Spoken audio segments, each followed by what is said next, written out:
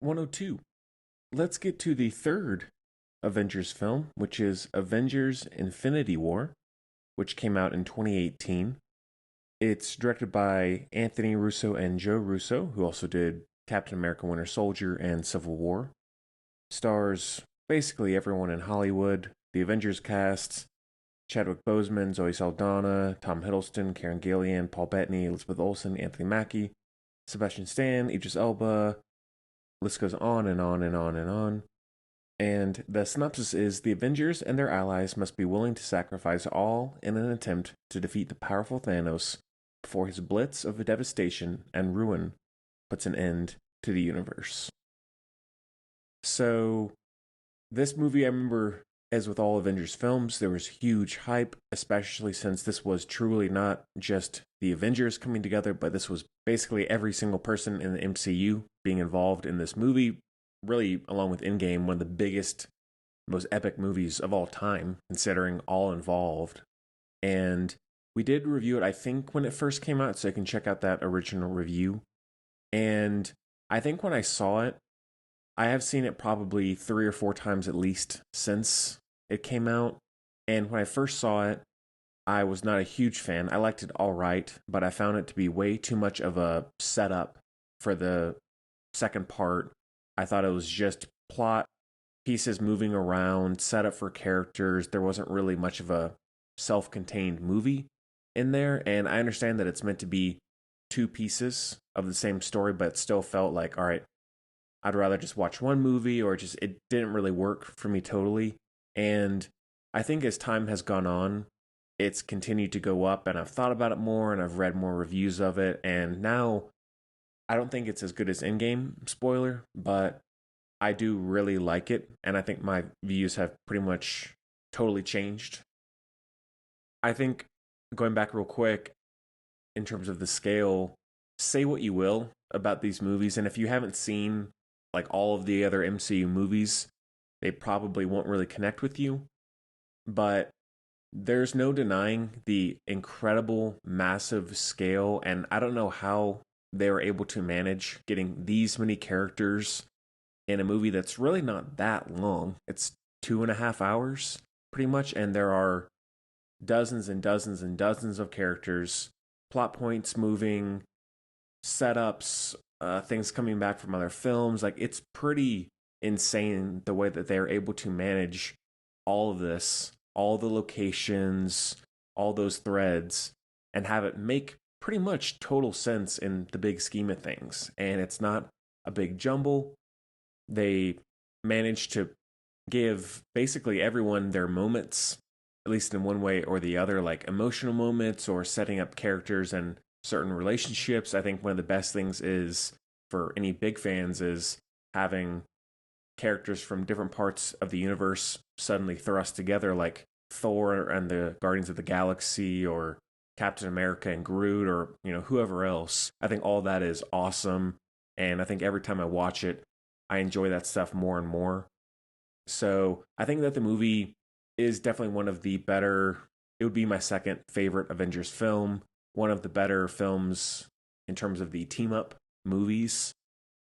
But talking about specific stuff that I like, I mean, there's so much to talk about. It's hard to really even grasp it fully. But Loki's death, I love that.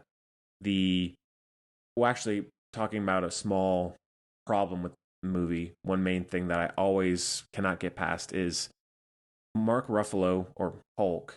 They have like no purpose for him in this movie aside from basically just exposition. And I'm glad that they kind of corrected that in Endgame, but he is so throwaway in this. Like, the scene that always gets me is towards the beginning where Iron Man, Doctor Strange, and Bruce Banner are talking together in that lobby place. It is the most ridiculous, nonsensical, stupid stuff, like, oh, the super bots, the stones, we have to do this, the portals are gonna this and that, like, and it's just basically Mark Ruffalo spitting off the most ridiculous stuff you can imagine. And I understand that they have to put in plot points and certain concepts and objects and all that in the movie at some point, but that scene is always just like, I'm like, oh god, I don't want to watch this. And then once we get past that, it's not that bad. But really, throughout the whole movie, Mark Ruffalo is pretty much just for exposition. And that is, I think they could have done something different with that because he has a lot to offer, and I'm glad that he did improve.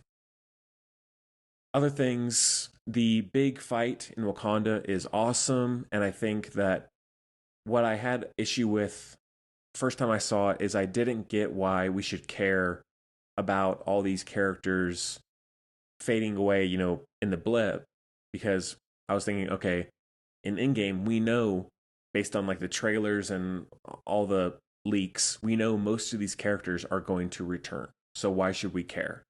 I felt like it was really lazy. It didn't work. I was like, I'm not emotional about this when everybody else was around me. And I'm stupid maybe because of that. Sorry. That's just how I felt initially. But now, based on other things I read, the more I watch it, at least how I see it, and sorry if I'm late to the game, is it's really more about how the characters are reacting to those disappearances rather than the viewer. We're like, okay, Captain America just lost blank.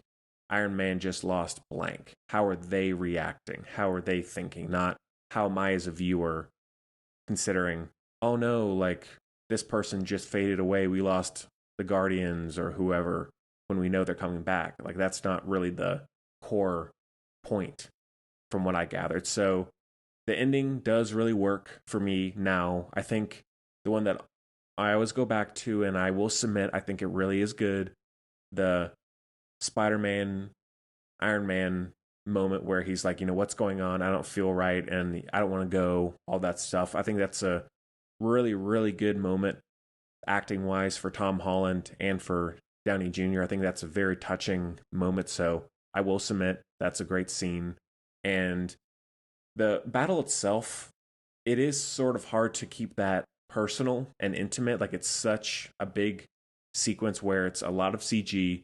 And I guess the main point of it is to say, oh, there's Black Panther with Captain America and the Guardians all fighting together and et cetera, et cetera. I get it. I think that the action is probably the weakest part of the movie, though, because it does at times feel obligatory.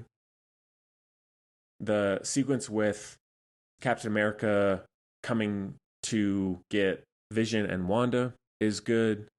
The Gamora sacrifice with Thanos, very effective. And overall, I don't love Thanos. Sometimes he's such a big, sprawling, epic figure and so CG heavy that I don't always connect with that villain as much as maybe others. But I think Josh Brolin is very good.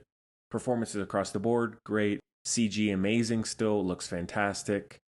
The pacing is pretty decent. I think there are points where it does feel a little long, but I'm not really upset that it is long. I'm like, all right, I get it. It's getting every single thing together. So that works for me now as well. So it does, I guess you could call it a grower, not a shower for me. One that I will revisit every so often. I think there is just a nice sense of belonging in these movies where it's bringing together all these different parties and they're trying to work out their differences and seeing their friends and bringing their friends back and all that. So I don't know why it struck me now that I really wanted to revisit the Avengers films, but it was. So great movie.